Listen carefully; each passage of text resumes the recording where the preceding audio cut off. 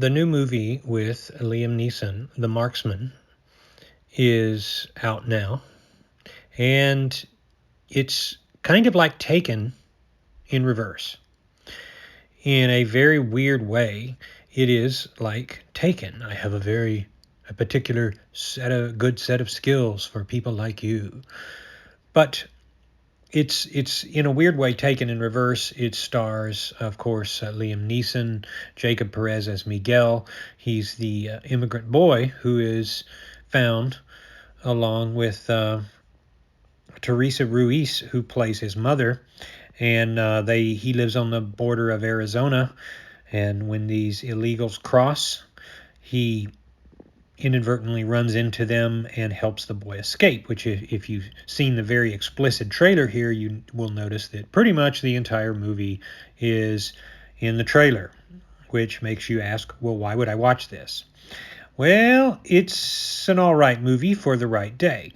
Directed by Robert Lorenz. If you don't know who Robert Lorenz is, he's a very well-known producer and director. Think Mystic River 2003, Letters from Iwo Jima 2006, and American Sniper in 2014, which was his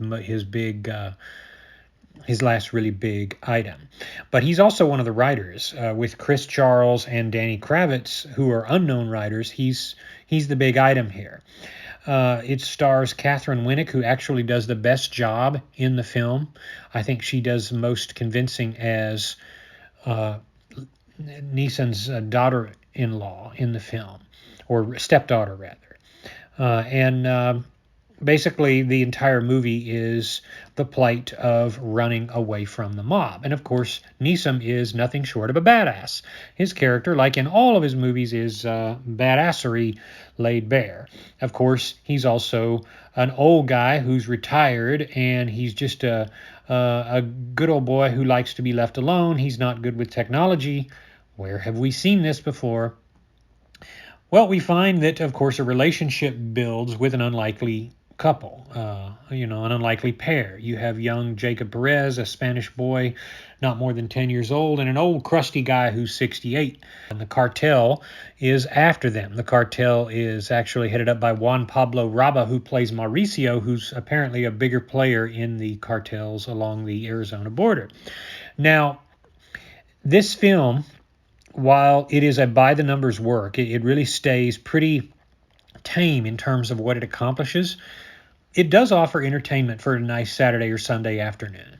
It's enjoyable, and what's more, it does have some sweetness to it that when you get to the end, you see just enough character development to appreciate it, but it's not anything you're really going to want to see again, probably not something you're going to want to own.